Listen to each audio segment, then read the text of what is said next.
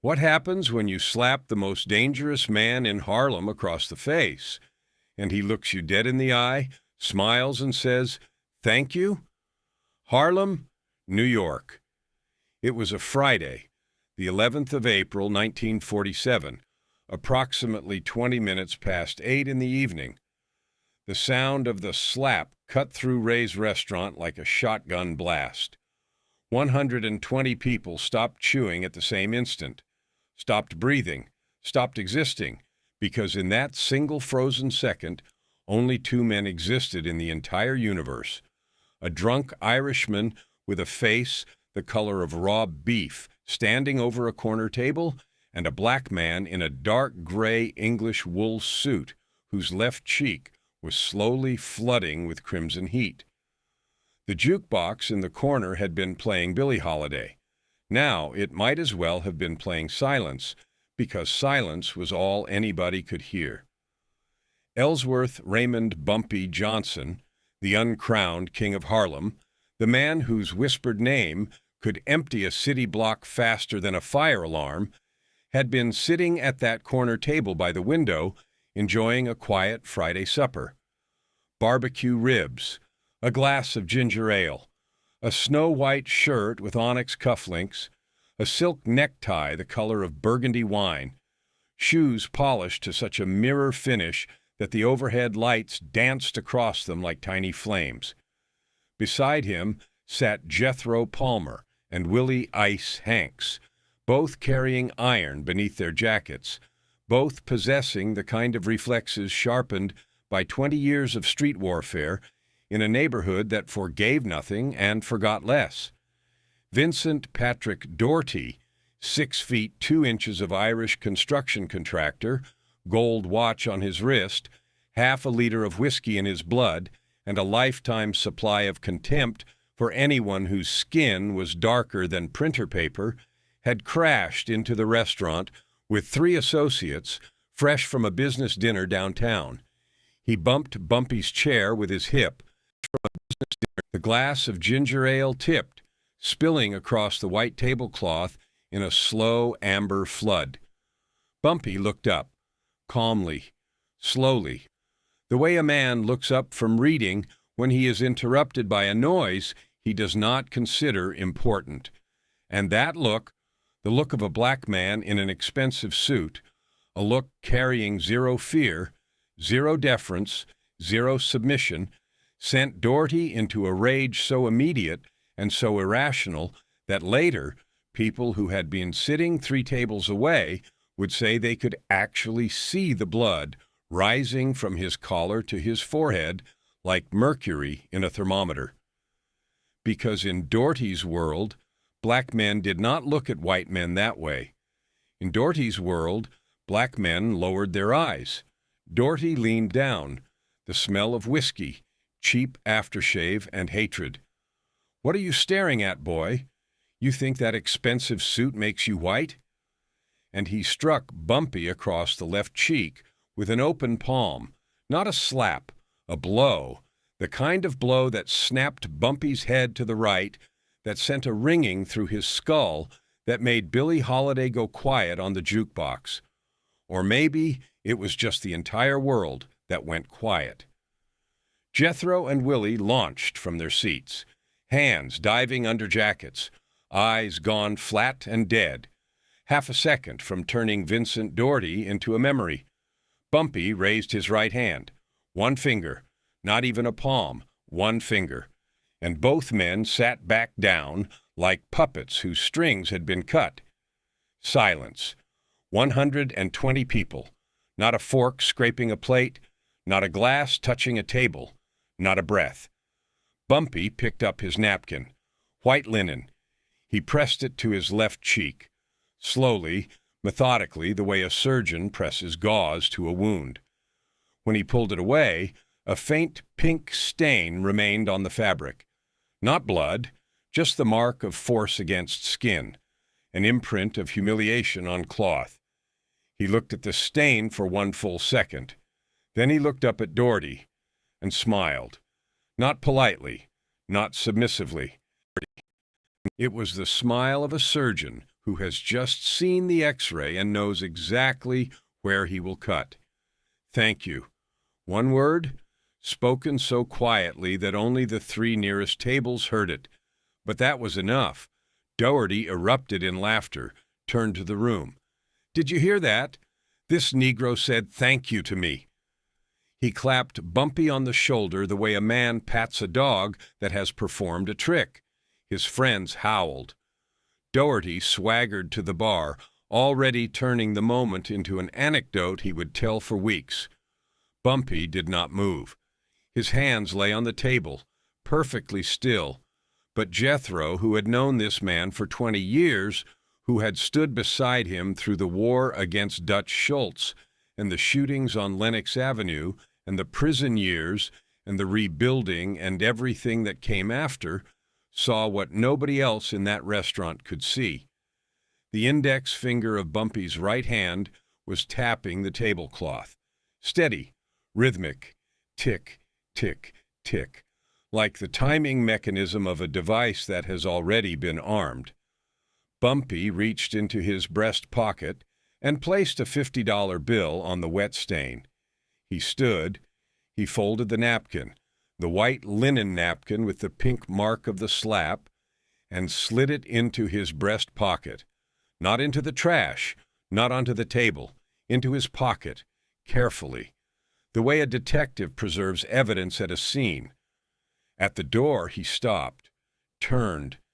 3 seconds he stared at the back of Doherty's head at the bar, photographing every follicle, every contour, every inch, and walked out into the April night. If you enjoy stories like this one, hit that like button, subscribe to the channel, and ring the bell so you never miss our next video. Trust me, what happens next is something you will not see coming. But before we go any further, remember one thing. In this story, there is an object that almost nobody knows about. A napkin. A white linen napkin from Ray's restaurant with a pale pink stain on the fabric. The mark of Doherty's slap.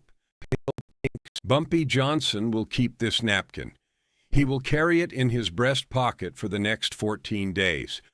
And on one of those nights, standing alone, staring at that pink stain, he will speak 5 words, quietly, to himself. 5 words that explain everything.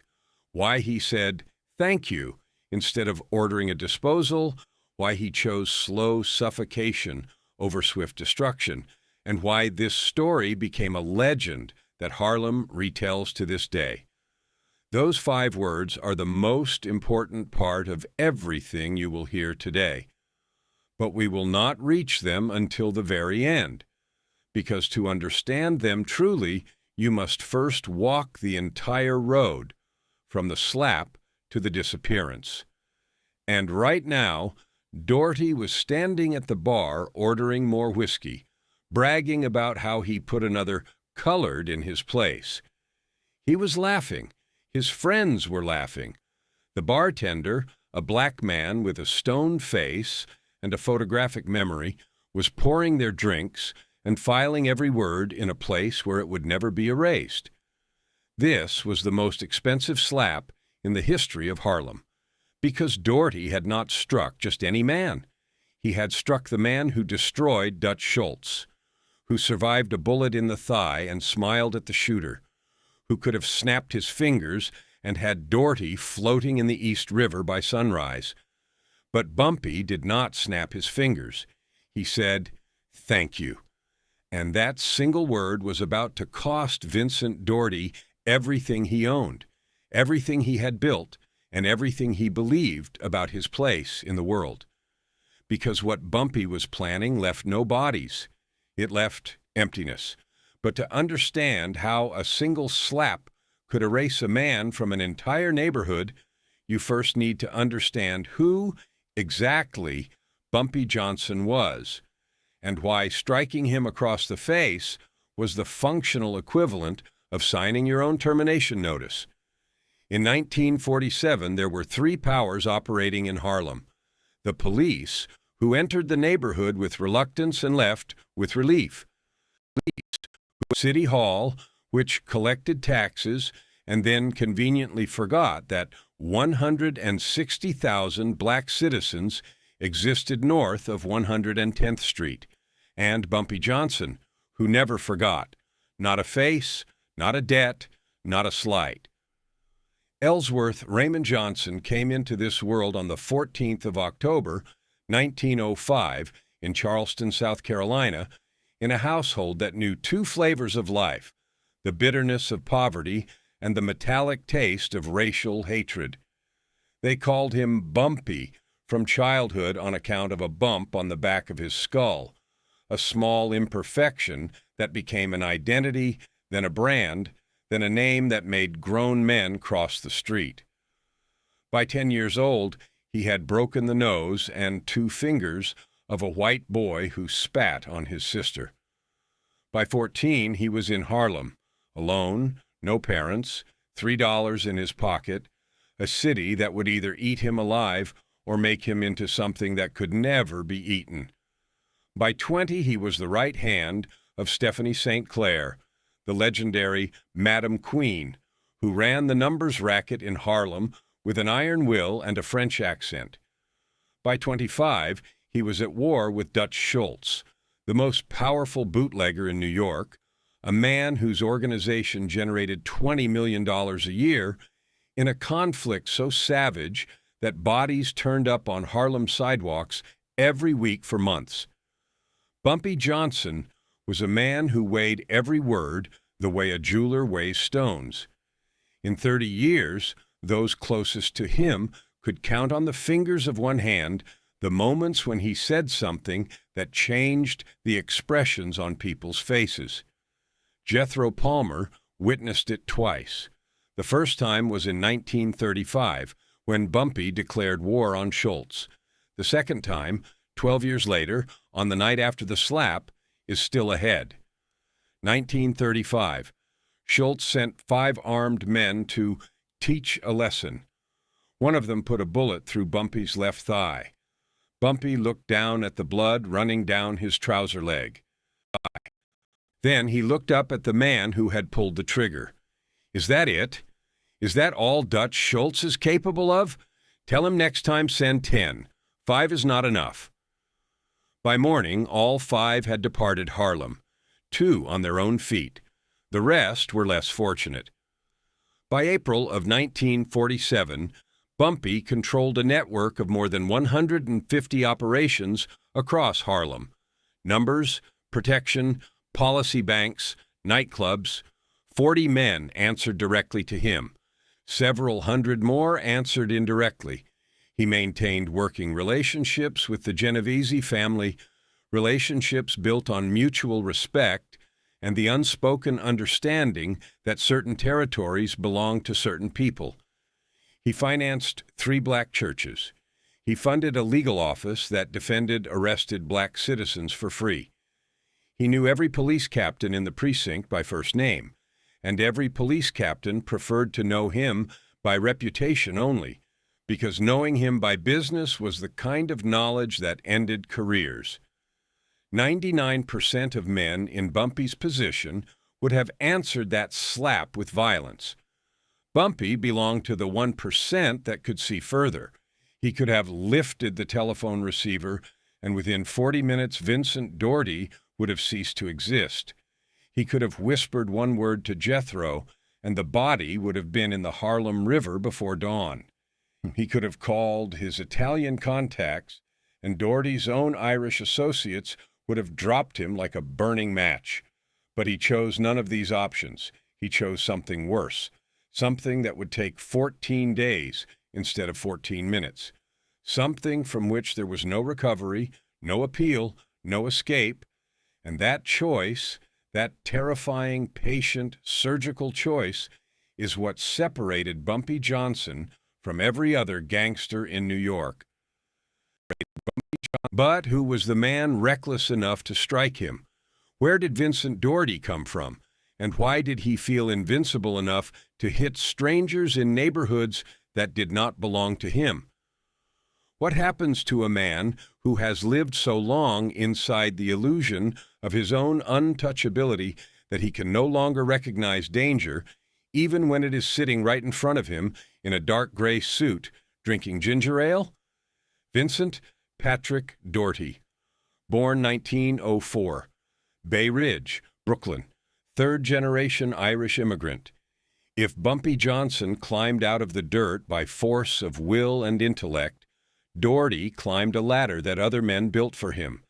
Father, a bricklayer; uncle, a dock foreman; cousin Patty, assistant alderman in Tammany Hall, the political machine that ran New York City like a private estate.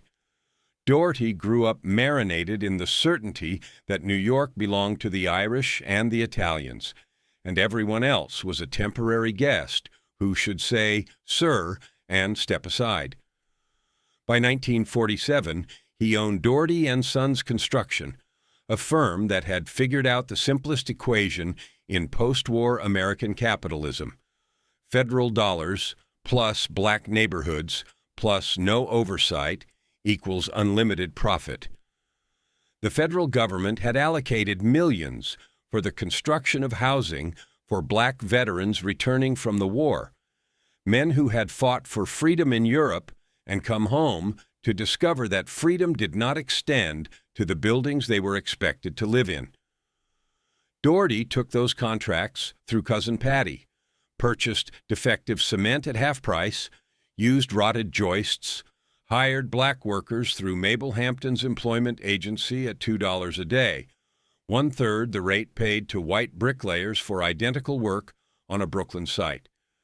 The houses he built began cracking within 18 months. In February of 1947, a ceiling collapsed in one of his buildings on 132nd Street. A family with 3 children survived by what the responding firemen called pure divine intervention, and this man drove into Harlem every week in a black Cadillac, walked his construction sites, jabbed his finger into the chests of black foremen, and screamed, "Faster, boy! I am not paying you to stand around." These coloreds do not care what walls they live inside. Rats, roaches, that is their natural habitat. Why waste good cement on rat holes? Doherty to his white foreman, approximately March 1947. The gold watch on his wrist, a gift from Cousin Patty for successful management of federal funds, cost $800. That was 400 working days for one of his black laborers. Doherty wore it the way a king wears a crown, displayed, rotated, admired, always visible. A symbol of a world in which a white Irishman could steal other people's money, build other people's houses out of garbage, and receive golden rewards for doing it. Remember that napkin? The white napkin with the pink stain that Bumpy folded and placed in his breast pocket? It was exactly at this point, while Doherty was building rotting houses and slapping black men for his $2 a day, that the napkin transformed from a piece of cloth into an indictment. Bumpy had not yet spoken those 5 words, but they already existed, unspoken, white-hot, and inevitable. Now let us return to the night of the slap, because 2 hours after the blow, Bumpy did something more important than any gunshot. Doherty spent that Saturday like any other Saturday: breakfast with the wife, golf in Bay Ridge, poker with friends in the evening. He even told the story at the poker table, how he disciplined a Negro in a restaurant the night before. Everyone laughed. Good anecdote, funny story. And 5 miles to the north, the man with the crimson mark on his left cheek was walking the dark streets of Harlem and thinking. Friday, the 11th of April, 8:45 in the evening, 22 minutes after the slap. Bumpy walked north on 7th Avenue. Jethro and Willie moved to follow. Bumpy raised one finger without turning around. They froze on the sidewalk and watched the dark gray silhouette dissolve into the April dusk. The air smelled of wet asphalt after the day's rain. Street lamps burned every other socket. The city was conserving electricity. Somewhere a radio played the news about a dock strike. Bumpy did not hear it. Bumpy was counting. 2 hours of walking, from 135th to 155th and back, cutting through side streets, circling blocks. Any other man would have been boiling with rage. Any other man would have been on the telephone summoning soldiers, issuing orders, demanding blood. Bumpy was analyzing. His mind operated like a calculating machine, cycling through variables. The slap was a symptom. Dougherty was a symptom. The disease was a system in which a white man could drive into a black neighborhood, build houses out of refuse, pay workers pennies, strike people across the face, and suffer absolutely no consequence. If you removed Dougherty physically, another Dougherty would arrive, and another and another. Bullets do not cure the disease. Bullets cure the symptom. Why was inaction the best strategy? Because in silence a plan was forming that would prove more devastating than any explosion. At approximately 10 o'clock in the evening, Bumpy stopped on the corner of 145th Street and Lenox Avenue, directly across from Dougherty's main construction site. The skeleton of an unfinished 12-unit apartment building jutted into the lamplight like a gnawed bone. Scaffolding, cement mixers, stacks of brick. A night watchman, an elderly black man named Elmer, sat on a crate smoking a hand-rolled cigarette. Bumpy approached. 4 questions, 4 answers. Elmer. He approached. How many black workers on Dougherty's sites? 32, Mr. Johnson. How many white? Just the foreman, 4. Who supplies materials? Green does brick. Ewing does lumber, both ours black. Cement comes from Italians in the Bronx. And the foreman on this site? Tim McGraw, Irish, pays our men $2 a day. White bricklayers on his Brooklyn site get 6. Bumpy nodded. Thank you, Elmer. And Elmer, who had already heard about the slap at Ray's, who had already been told the story by 3 separate people before his shift started, felt the hair rise on the back of his neck. Because the word thank you from the mouth of Bumpy Johnson had now sounded twice in one evening, and both times it meant the same thing. Someone was finished. Bumpy ran his finger along a crack in the fresh concrete of the foundation. A chunk fell away on its own. Houses for black veterans who had survived the war, built so poorly that they would crumble before the tenants finished paying the first year's rent. He stared at the broken concrete in his palm for a long moment. Then he dropped it and kept walking. 6 vulnerabilities. Bumpy identified 6 vulnerabilities in 2 hours of walking. First, labor. 32 black workers out of 36 total. Remove them and the sites go dark. Second, suppliers.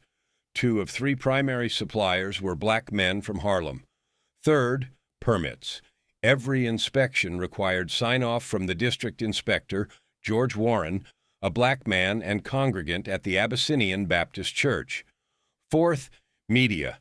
The Amsterdam News had been hunting for a story on federal contract fraud for months. Fifth, federal money. If a quality investigation launched, contracts would freeze. Sixth, Irish connections. Dougherty knew people on the West Side, but he was not part of their organization. He was a client, not a partner, and clients get abandoned first. Bumpy returned to his apartment on 150th Street at midnight. He removed the suit and saw the stain on the left lapel, ginger ale knocked over by Dougherty's hand. He reached into the pocket, pulled out the napkin, unfolded it.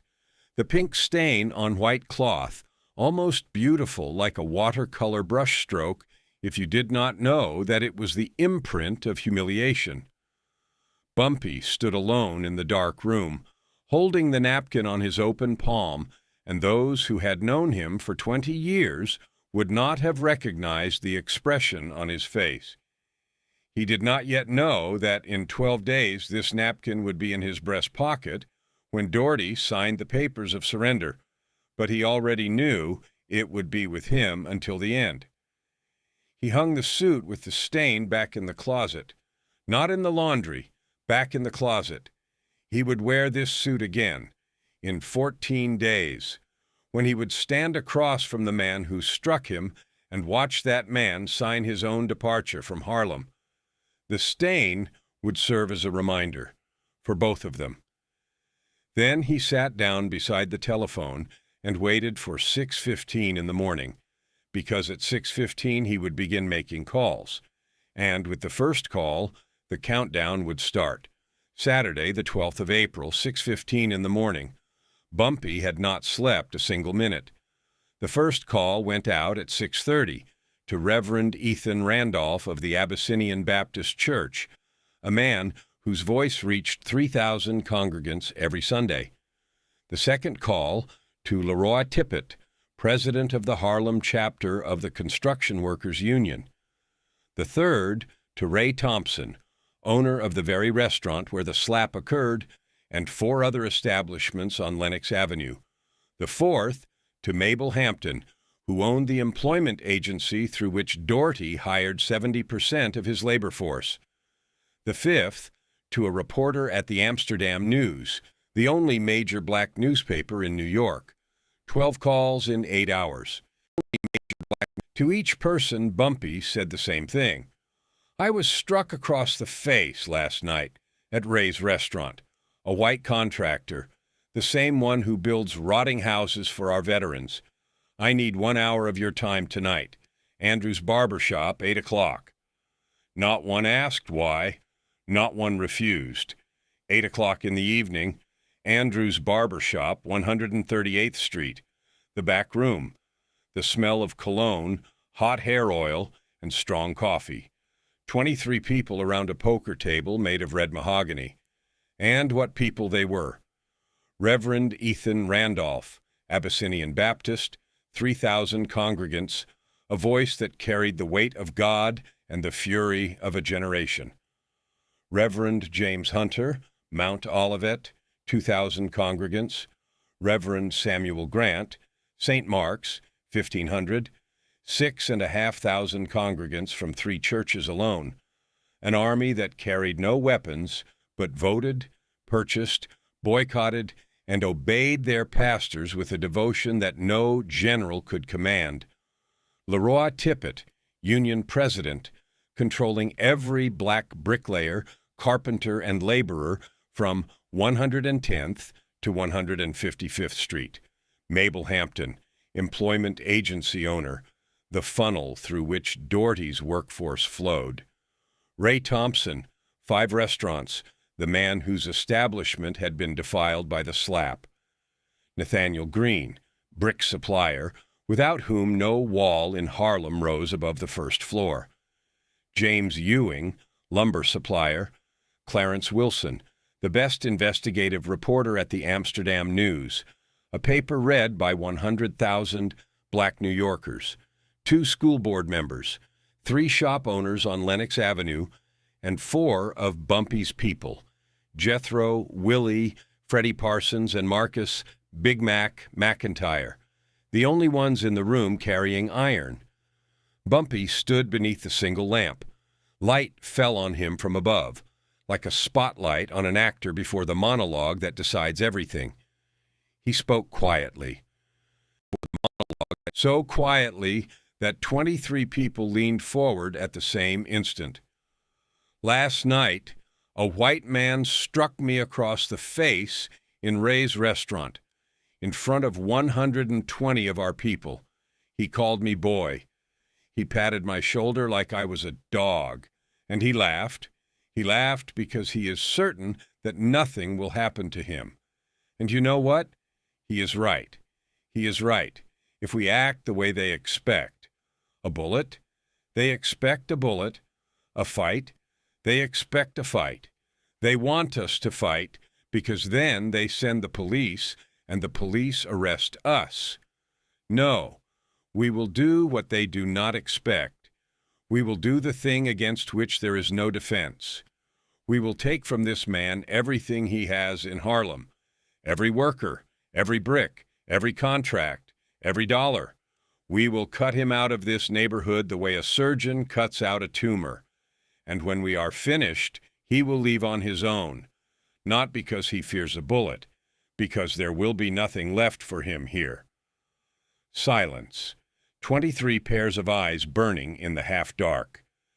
Then Reverend Randolph, 70 years old, a man who had baptized half of Harlem, rose slowly from his chair. Mr. Johnson, for 40 years I have stood behind the pulpit and told people to turn the other cheek. Last night you turned the other cheek, and you said, "Thank you. I believe the Lord will forgive us for what comes next." The room did not erupt in shouting. It did something deeper, a low hum of assent, fists meeting the table, nods, heavy, deliberate, irreversible, spreading from face to face like fire through dry wood. And at that moment, when 23 hands came down on the poker table in a silent oath, Bumpy reached into his breast pocket and withdrew the napkin, unfolded it, placed it on the table beside the hands, the pink stain on white cloth. Nobody asked what it was. Everyone knew. Cloth. Reverend Randolph, a man who had seen everything this earth could produce, a man who could not be surprised, looked at the napkin and turned his eyes away, not from disgust, from something else. In 13 days, when it was all over, Randolph would tell someone what he saw in that moment. And the 5 words that Bumpy spoke on the night after the slap, staring at this napkin, alone, in the dark, would become the most unsettling thing a 70-year-old clergyman had ever heard. But that moment is still far away. First, Monday, first of the strike. Bumpy folded the napkin, returned it to his pocket, and moved to operational details. 5 simultaneous strikes beginning Monday. Strike 1. Labor. Mabel Hampton shuts down her agency for inventory. Leroy Tippett calls a union safety inspection on all Doherty sites. Black workers stay home. Duration of inspection, indefinite. Strike 2. Materials. Nathaniel Green delays brick delivery due to transportation issues. James Ewing redirects lumber to an urgent order. Without brick and wood, the sites are corpses. Strike 3. Public pressure. Reverend Randolph, Hunter, and Grant deliver Sunday sermons about Doherty's construction quality. Call on congregants to file complaints with the city inspector, 6,500 congregants. If 1/3 write letters, over 2,000 complaints in a week. The inspector will be compelled to act. Strike 4. Media. Clarence Wilson prepares a series for the Amsterdam News. Federal money for veterans in a white contractor's pocket. Ceiling collapse in Doherty building. Family barely survives. Black workers paid 1/3 of white wage. Enough material for a month of daily stories. Strike 5. Official channels. School board members file an inquiry into construction quality near schools. Inspector George Warren, Abyssinian church congregant, initiates an unscheduled review of all Doherty sites. When violations are found, and they will be found, contracts freeze pending investigation. 5 strikes, simultaneously, from 5 directions, without a single bullet. When the last participant left Andrew's barber shop around 11 in the evening, Bumpy remained alone. Jethro, leaving last, paused in the doorway. "Bump, what if Doherty calls in the Irish? What if he goes to the West Side people?" Bumpy smiled, the smile that made people look away. "Let him call. Let him go to whoever he wants. By Monday he will understand that he is not fighting me. He is fighting all of Harlem, and Harlem is 160,000 people, and every single one of them remembers every single slap." Monday morning was 36 hours away, and with it the first blows. Monday, the 14th of April, 7:30 in the morning. Tim McGraw, white foreman on Doherty's main site at 145th Street, stood in the middle of an empty construction yard and could not comprehend what his eyes were telling him. 7:30 was shift start. Normally, by this hour, 32 men would already be sorting tools, hauling brick, mixing cement, filling the air with the clatter and shout of labor.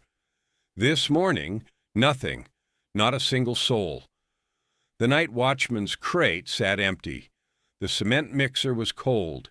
Scaffolding stood naked against a pale sky, like the ribs of a beast that had been picked clean overnight. McGraw picked up the site telephone and dialed Mabel Hampton's employment agency. A secretary answered with a voice so polished it sounded rehearsed. Hampton Employment Services is currently closed for a routine inventory audit. We are unable to provide personnel at this time. McGraw gripped the receiver. What do you mean, unable? When? The timeline is indefinite, sir. Click. At 8:15 he called Doherty's second site, 139th Street. Same story. Empty. At 8:20, the third site, 148th. Empty. At 8:30, the fourth. Empty. 4 construction sites spread across 30 blocks of Harlem. 128 workers.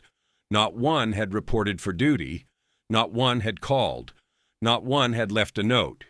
It was as if 128 men had been erased from the earth between Friday evening and Monday morning, swallowed by the same silence that had swallowed Ray's restaurant the moment Doherty's palm connected with Bumpy Johnson's cheek. At 9 o'clock, McGraw called Bay Ridge and for the first time in 5 years heard his boss scream into a telephone. Doherty arrived in Harlem by 11. Black Cadillac, shriek of brakes, slam of door. He stood in the center of the dead site on 145th, surrounded by scaffolding without workers, stacks of brick without bricklayers, cement mixers without operators, and his face flushed the same dangerous red it had worn 3 nights earlier in Ray's restaurant. But this time there was nobody to slap. There was nobody at all. At noon, the telephone in McGraw's site office rang. Nathaniel Green, brick supplier. Mr. Doherty, I regret to inform you that your brick delivery will be delayed indefinitely. We are experiencing transportation difficulties. Doherty started to shout. Green hung up. At 1 in the afternoon, James Ewing, lumber supplier. Pile stock has been redirected to an urgent order. I hope to resolve the matter by the end of the month. Doherty hurled the telephone receiver against the wall so hard that the casing cracked. End of the month meant every single construction deadline would be missed. Every single penalty clause would activate. Every single dollar of profit would begin hemorrhaging into the void. But the worst arrived on Tuesday. The Amsterdam News. Front page. Headline in letters thick as a man's thumb. Federal money for veterans in a white contractor's pocket. Subheadline. Investigation reveals defective materials, wage discrimination, and a ceiling collapse that nearly took 3 children's lives. Clarence Wilson's byline. Photographs, cracks in load-bearing walls, black mold blooming across ceilings, the collapsed plaster in the apartment on 132nd, where that family had barely escaped. 100,000 readers across New York. Every barbershop in Harlem had a copy on the counter by 8 in the morning. Doherty sat in his Cadillac on Lenox Avenue, newspaper open on the steering wheel. What the? This is a Negro paper. Who even reads this garbage? McGraw, standing outside the window. Mr. Doherty, 100,000 people read it, and all of them live here. Bumpy received Jethro's report on Wednesday evening. Inspector Warren had shut down the first site. He listened, nodded, and touched his breast pocket, a gesture Jethro had seen every day since Friday, a gesture that would only become clear 1 week later, when Jethro heard 5 words and finally understood why Bumpy smiled that particular smile every time his fingers grazed the fabric of the napkin. The blows kept falling, one after another, from different directions, without pause, without mercy, without a single fingerprint that could be traced to a crime. Tuesday, the newspaper story. 3 radio stations picked it up by afternoon. 2 black city councilmen issued statements demanding a review of Doherty's federal contracts. Wednesday, 12 white replacement workers arrived from Brooklyn. By lunch, 3 had walked off. They look at us like they want to bury us alive. By evening, 4 remained. 12 men instead of 128. Trying to operate 4 construction sites was like trying to empty the ocean with a teaspoon. Thursday, City Inspector George Warren arrived at the 145th Street site with a clipboard, a camera, and the calm demeanor of a man who already knows what he will find. He found it. Defective cement. Failed the compression test on site. Joists that did not meet code by a margin so wide it was almost comical. 0 documentation for reinforcing steel. Warren issued an immediate stop work order. Red tape across the entrance. The site was dead.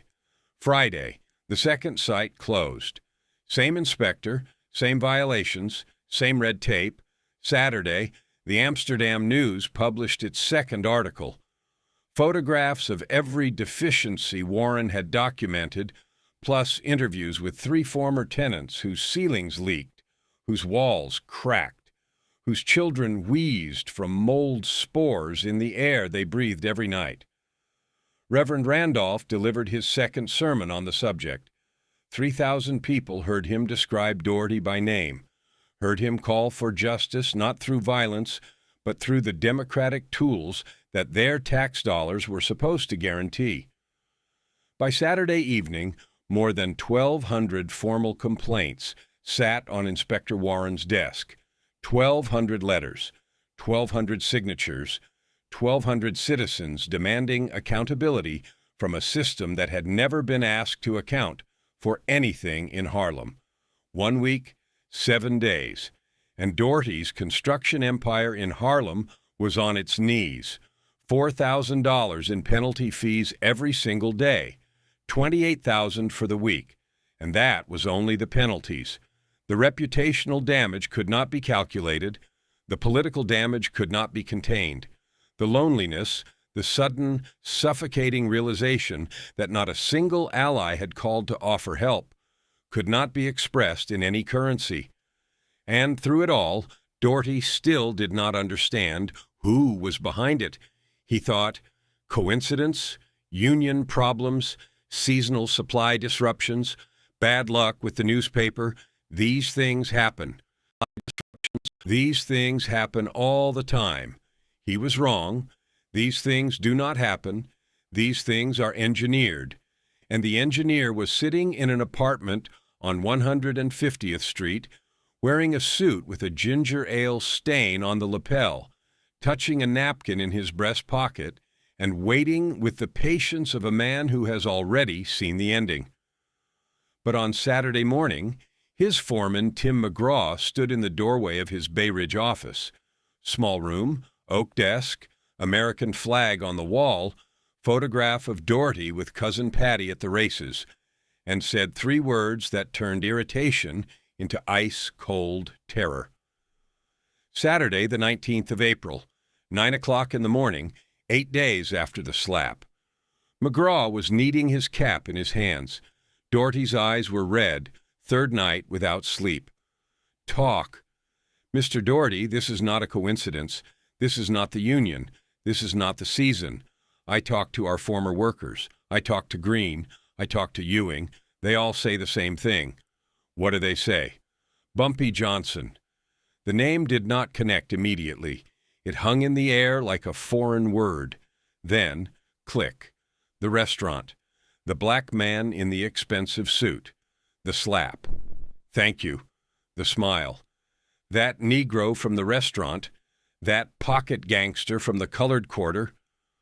McGraw shook his head, slowly, with the expression of a man who knows something his boss does not.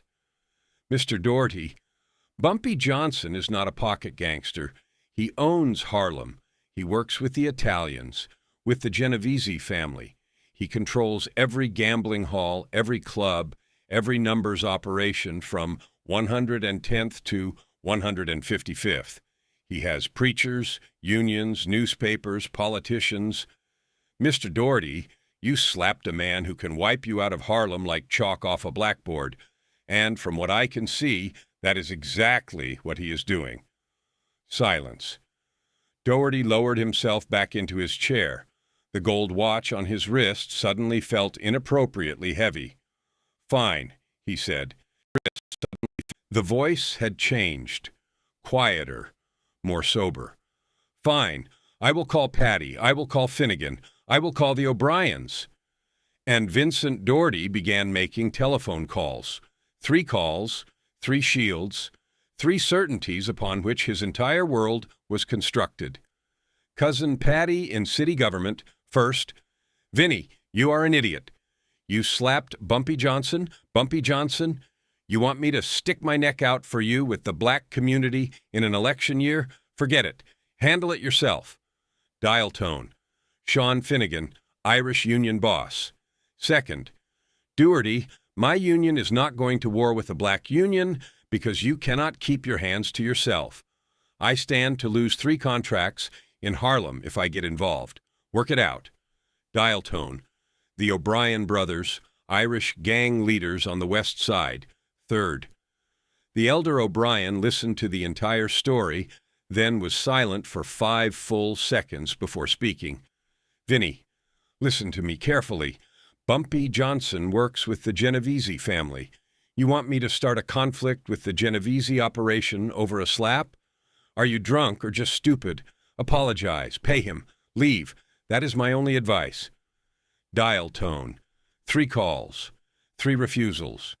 3 doors slamming shut with the same sound. The sound of a world collapsing inward like a building made of defective cement. 8:23 in the evening, Saturday. Exactly 1 week, to the minute, since the slap. Doherty sat in his empty office, and the telephone that had been his primary weapon for 20 years lay before him like a dead animal.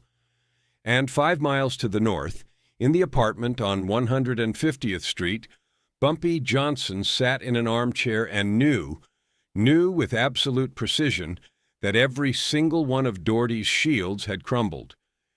He knew because he had planned for exactly this. On his face, calm, because he had known since that moment in the dark room, holding the napkin with the pink stain, when he spoke 5 words. 5 words that you will learn in just a few minutes, because we are almost there. But first, the last act. First, Doherty will attempt to threaten, and that will be his final mistake. On Monday, the 21st of April, Doherty dispatched 2 men to Harlem with a message. Kevin Maloney and Patrick Ryan, former boxers from the West Side. Thick necks, scarred knuckles, the kind of men who communicated primarily through physical intimidation. They entered Andrew's barber shop at 3:30 in the afternoon. Message from Mr. Doherty, "Stop this or you will regret it." 9 minutes later, they exited. Maloney walked normally. Ryan was limping. Both had faces the color of candle wax. They got into their car and drove back to Brooklyn, and neither of them, not once, not ever, appeared north of 96th Street again for the rest of their natural lives. What happened during those 9 minutes remains unknown to anyone who was not in that room, but the men who walked in carrying a threat walked out carrying something else entirely, an understanding, the kind of understanding that does not require words because it has been written on the body. The next morning, Doherty received a response. Not from Bumpy. Bumpy did not lower himself to messages. From Reverend Randolph, an invitation, on the letterhead of the Abyssinian Baptist Church. Polite, formal, the kind of letter a minister sends when he wishes to discuss a matter of community concern. Doherty stared at the church letterhead for a long time and understood, with the clarity of a man watching the last lifeboat pull away from a sinking ship, that this invitation was his final chance to leave Harlem with whatever he had left. If he refused, there would be nothing left at all. Wednesday, the 23rd of April, 1400 hours, 12 days after the slap. 2 days remaining on a clock that Doherty had not known was ticking until it was almost out of time.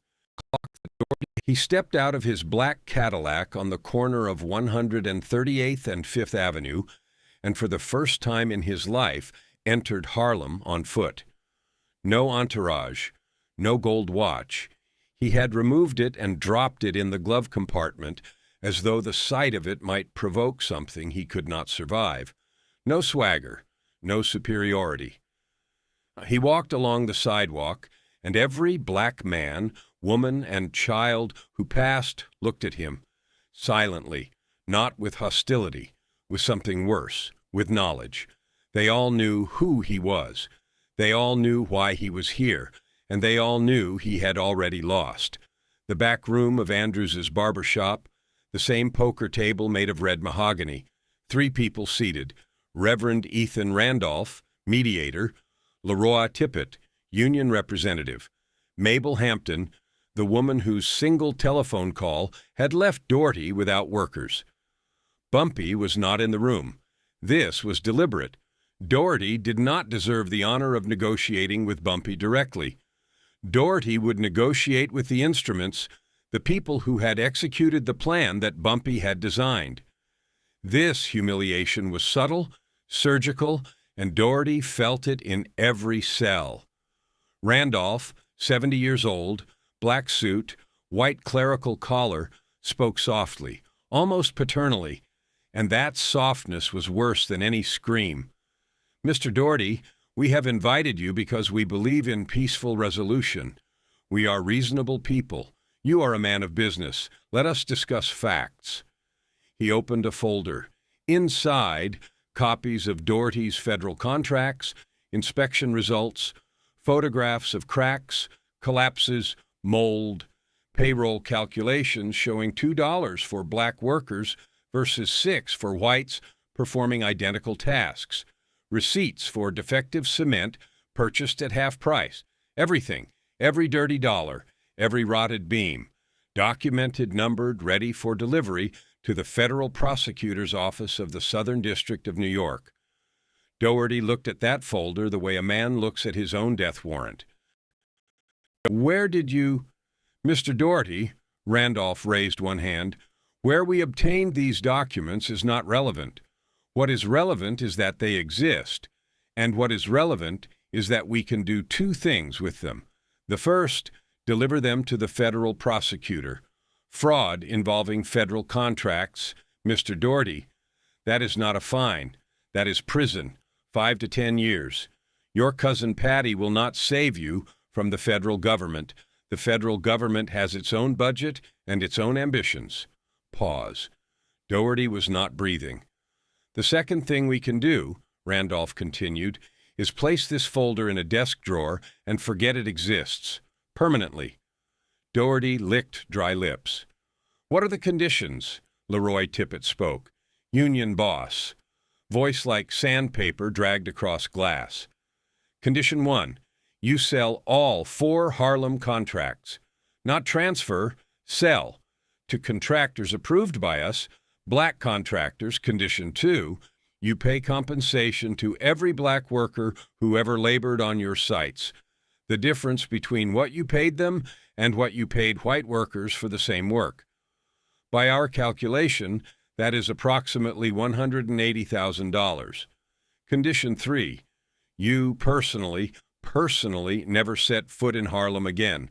Not on a construction site, not in a restaurant, not on a sidewalk, never. Harlem ceases to exist for you. Doherty looked at Tippett, then at Randolph, then at Mabel Hampton, who had not spoken a single word during the entire meeting, but who was looking at him with an expression that made him want to sink through the floor and never surface. And if I refuse? Randolph smiled. sadly, paternally, the way a priest smiles when he knows the sinner knows his own sin. Mr. Doherty, if you refuse, the folder goes to the federal prosecutor tomorrow morning. The Amsterdam News publishes its 4th article, with copies of your contracts and payroll records. Inspector Warren closes the remaining 2 sites. Payroll records. The union declares an official strike. And Mr. Doherty, the man who organized all of this, the man you struck across the face 12 days ago, asked me to convey to you that he has thus far been acting politely. Thus far, politely. He asked me to convey that he possesses other methods, less polite methods, and he asked me to convey that you would not enjoy learning what those methods are. Silence. Absolute, crushing silence. Doherty sat there, and his face cycled through shades, red to white, white to gray. His hands, the same hands that had struck Bumpy across the face, lay on the table and trembled with a fine, rapid vibration. Mabel Hampton finally opened her mouth. She delivered one sentence, quiet, calm, without emotion, and it landed harder than any threat Randolph had issued. Mr. Doherty, you are a smart man. You understand that this is the best offer you are going to receive. Doherty understood. I need time. You have 48 hours, said Randolph, until midnight Friday. After that, the folder leaves. Doherty stood. His legs were unsteady. He walked to the door, opened it, and stepped into the corridor. His footsteps receded, down the hall, down the stairs, out the front door, onto the sidewalk, and faded into the sounds of 138th Street. Bumpy entered the back room from next door, while Doherty's footsteps were still echoing on the staircase. He sat down at the table, reached into his breast pocket and withdrew the napkin, the same napkin, and placed it in front of him. Randolph looked at the pink stain on white cloth, and remembered Saturday evening 12 days ago when Bumpy had placed this same napkin on this same poker table in front of 23 pairs of eyes. Then Randolph had turned his gaze away. Now he did not. Now he stared at the napkin and for the first time truly understood what Bumpy had meant that night. Every word, every gesture, every thank you, literally, every single one. Bumpy folded the napkin, returned it to his pocket. He will accept, not in 48 hours, in 24, because tonight he will not be able to sleep, and by morning he will realize he does not want to spend another night like this one. Bumpy was right. Doherty called on Thursday, the 24th of April, at 4:20 in the afternoon, less than 26 hours after the meeting. He accepted all conditions, all three, without exception, without negotiation, without a single word of protest. Friday, the 25th of April, 1947, the 14th day, exactly 2 weeks after the slap, day for day, minute for minute, 10 o'clock in the morning. Bumpy Johnson stood before the mirror in his apartment on 150th Street and put on the dark gray English wool suit. The same one, with the ginger ale stain on the left lapel, pale, barely visible, but still there if you knew where to look. Snow-white shirt with onyx cufflinks, silk necktie the color of burgundy wine, the same shoes, polished to mirror brightness. Jethro stood in the doorway. He saw the suit. He saw the stain. He understood. The same uniform for the signing of the surrender that had been worn at the declaration of war. 11 o'clock in the morning. The office of Notary Henry Walker on 125th Street. A small room that smelled of old paper and ink. On one side of the desk, Bumpy, Jethro, Reverend Randolph. On the other, Vincent Doherty, alone, without his foreman, without his lawyer, without his friends. He had aged 10 years in 2 weeks. Bags under his eyes so dark they looked like bruises. 3 days of stubble, a wrinkled suit, and, Bumpy noted it the instant he walked in, no gold watch. A white band of skin on his left wrist, where the watch had lived for years, pale and exposed, like a scar that would not tan. Doherty raised his eyes and saw Bumpy, saw the dark gray suit, saw the stain on the lapel, and understood that this was the same suit, that the stain was from his own hand, from the glass he had knocked over 14 days ago, that Bumpy had preserved it like evidence, like a trophy, like a verdict. Doherty's face turned the color of the defective concrete he had used to build houses for black veterans. The documents lay on the table. Transfer of 4 contracts to 3 black contractors approved by Randolph's committee. An obligation to pay $180,000 in compensation to a workers' fund. A written statement of permanent departure from Harlem. Doherty signed each sheet in silence. His hand shook. The pen left crooked, jumping letters, the signature of a man who knows precisely what he is signing and cannot make his body pretend otherwise. When the last sheet was signed, Bumpy did what nobody in the room expected. He stood, walked around the desk, stopped in front of Doherty, close enough that Doherty could smell his cologne, could see the weave of the English wool, could count the threads around the ginger ale stain on the lapel, and extended his hand. Doherty stared at the offered palm, an outstretched hand, an invitation to shake, from the man he had struck across the face 14 days earlier. "Mr. Doherty, I want to thank you." "Thank me?" "Yes, for that slap. You gave me a gift. You showed me, and all of Harlem, that you can win without firing a single shot, that you can take everything from a man without ever touching him. You were my teacher, Mr. Doherty, and I am an excellent student." 7 seconds of silence. Doherty did not take the hand. He stood, knocking his chair backward, and walked out. The door slammed. His footsteps hammered down the corridor, down the stairs, down the sidewalk, and disappeared. Bumpy lowered his hand, looked at the closed door, smiled, not with malice, not with cruelty, but with the quiet satisfaction of a craftsman who has completed a difficult piece of work and knows it has been done well. Then he reached into his breast pocket, withdrew the napkin, unfolded it, the pink stain on white fabric. 14 days it had rested against his heart. 14 days it had reminded. 14 days it had waited. Jethro, Randolph, and Notary Walker watched as Bumpy held the napkin on his open palm. Nobody spoke, and then Randolph, the man who had been silent for 14 days, said, "Bumpy, that Saturday when you placed it on the table, I looked away, because I saw something in your eyes. Tell me now, those words you spoke on the night after the slap, those 5 words, I want to know." And Bumpy said them. Right now, in this room smelling of old paper, where the ink on Doherty's surrender had not yet dried, Bumpy spoke the 5 words you have been waiting for since the first minute. Because you have walked the entire road. You heard the slap. You saw 23 hands on a table. You felt Doherty's empire crumble, brick by brick. You have earned the truth. But first, the final act, the disappearance.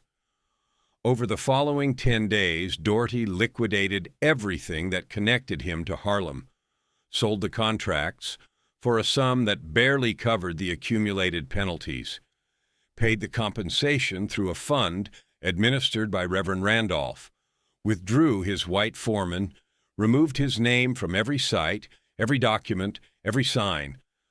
By the 5th of May, 1947, 24 days after the slap, the name Doherty and Sons Construction had vanished from Harlem completely, as though it had never existed, not a single sign, not a single contract, not a single trace. He moved his business to Queens, Worked quietly, small jobs, no federal contracts. Those had evaporated after the Amsterdam News forwarded copies of its articles to Washington newspapers. Cousin Patty stopped returning calls. The O'Brien brothers pretended not to know him. Sean Finnegan struck his name from the union roster. The gold watch, he never put it back on. It sat in a drawer in his Bay Ridge bedroom, ticking away time that no longer belonged to him. And on the streets of Harlem, a rumor began to travel, mouth to mouth, barbershop to barbershop, church to church, bar to bar. A simple rumor, a simple story. A white man slapped Bumpy in a restaurant. Bumpy said thank you. Nobody ever saw that man again. The rumor grew, acquired details. In one version, Doherty was found in the East River. In another, he fled to Canada. In a third, Bumpy visited his house at night. None of these versions were true. The truth was simpler and more terrifying than any of them. Bumpy Johnson had not laid a single finger on Vincent Doherty, had not fired a single bullet, had not issued a single threat, had not broken a single law. He had dismantled a man using churches, unions, newspapers, inspectors, suppliers, and the collective will of 160,000 people who had simply decided, together, that enough was enough. And that was what made the story so frightening to anyone who heard it. Because you can hide from a bullet. You can run from a bomb. But from a man who can turn an entire neighborhood against you, every worker, every preacher, every reporter, every inspector, every shopkeeper, every child who refuses to move aside when you walk down the sidewalk, from such a man there is no hiding, anywhere, ever. 1948, 1 year after the slap, corner of 135th and 7th Avenue. A new white contractor from the Bronx, Anthony Marchetti, arrived in Harlem to inspect a site for a future project. He walked into Ray's restaurant for lunch, sat at a table. The bartender, the same man who had poured whiskey for Doherty that night, the same man who had memorized every word, approached. "Mister, are you the new contractor?" "Yes." "Then allow me to tell you a story about a white man who sat at that table right there. 1 year ago, he was a contractor too." Marchetti listened, went pale, finished his meal, left. The next day, he telephoned Reverend Randolph's office. "What are the conditions for working in Harlem? What is the minimum wage for black workers? Whom do I need to consult?" The story worked, without a single shot. Again, over the following 3 years, from 1947 through 1950, Bumpy's methods were applied at least 7 times against white businessmen who attempted to exploit Harlem. A laundry chain owner who refused to hire black workers, Boycott organized through churches, shut down in 4 months. A white grocer running 4 stores with prices marked up 20% above white neighborhoods, Amsterdam news articles, city complaints, picket lines. Prices dropped within 6 weeks. An Irish bar owner on Lenox Avenue serving only white customers in the middle of a black neighborhood. Supplier boycott, an electricity malfunction, a pastoral visit from Reverend Randolph. Doors opened to black patrons in 11 days. Every time, the same model, economic pressure, community mobilization, media coverage, official channels, 0 violence, 100% effectiveness. Bumpy and a young Malcolm X, approximately 1949. A conversation in a back room that smelled of cigar smoke and ambition. "Malcolm, listen to me. A bullet stops one man. An idea stops an army. A dollar stops a system. If you want to change the world, do not shoot it. Take its money. It hurts more, it lasts longer, and it is completely legal." Malcolm remembered those words. And those who know his biography know that the tactics of economic boycott he later championed have roots in an apartment on 150th Street, where a man with a scar on his thigh and a ginger ale stain on his lapel explained to a young activist that real power is not a weapon. Real power is the ability to make a weapon unnecessary. 1964, 17 years after the slap. Andrew's barber shop, the same back room, the same poker table. An aging Jethro Palmer, gray at the temples, a scar bisecting his left eyebrow, sat in a chair with a glass of bourbon. Across from him, a young reporter from the Amsterdam News, 25-year-old Marcus Green, writing a series on the legends of Harlem.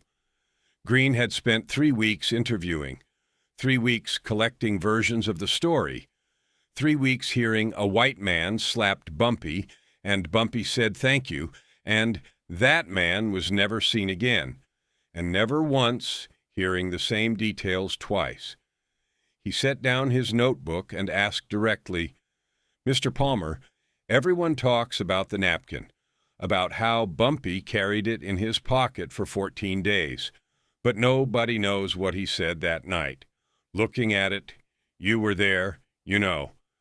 Jethro finished his bourbon, set the glass down, stared at it for a long time, the way a man stares at a thing while deciding whether to open a door that cannot be closed again. "I will tell you one thing, one time, and you will never repeat it in front of Bumpy."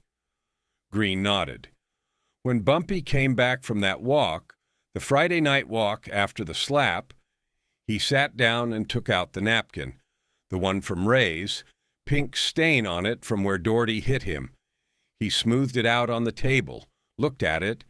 I was standing in the doorway. He did not know I was there, or maybe he did and did not care. And he spoke. 5 words. Jethro paused, lifted his empty glass, turned it in his fingers, set it back down. 5 words I have remembered every day since.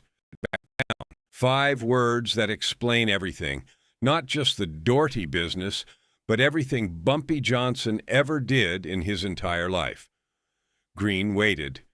The barber shop was silent. Even the scissors in the front room had stopped. He said, "Thank you is not forgiveness. It is a receipt."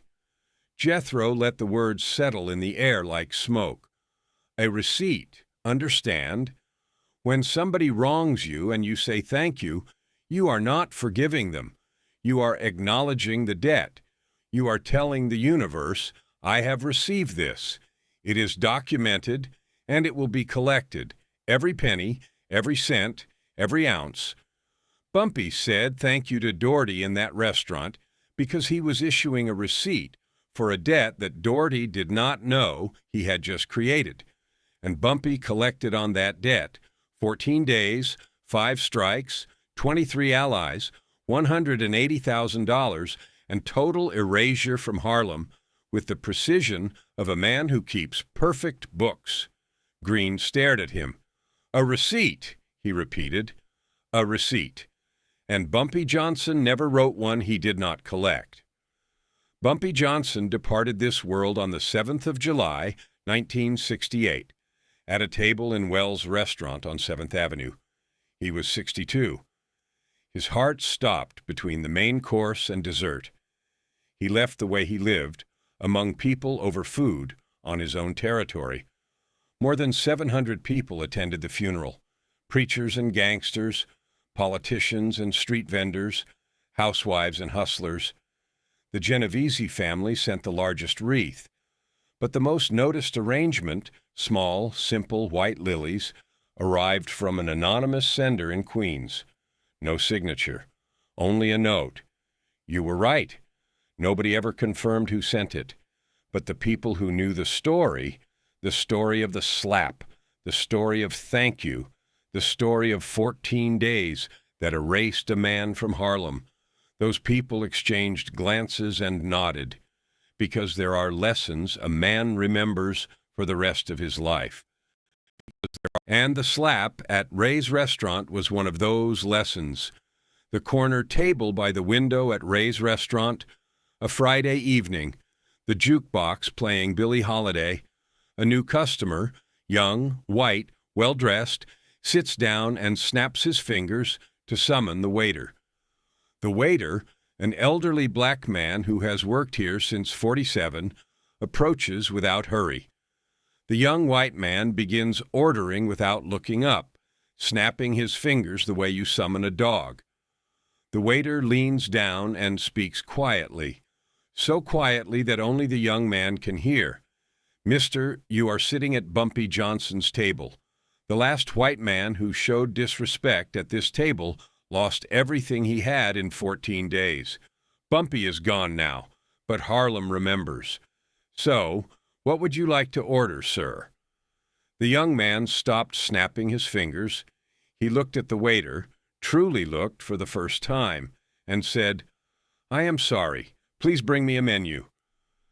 The ginger ale stain was washed from the tablecloth long ago, but the mark of the slap remained forever, invisible, indelible, pressed into the walls, into the air, into memory, into the history of Harlem, into the history of a man who was struck across the face, said thank you, and took from his enemy everything, not with a bullet, not with a fist, not with a blade, with patience, with intellect, and with a 160,000-strong army armed with the only weapon against which no defense has ever been invented, solidarity. Thank you is not forgiveness. It is a receipt. And Bumpy Johnson never wrote one he did not collect.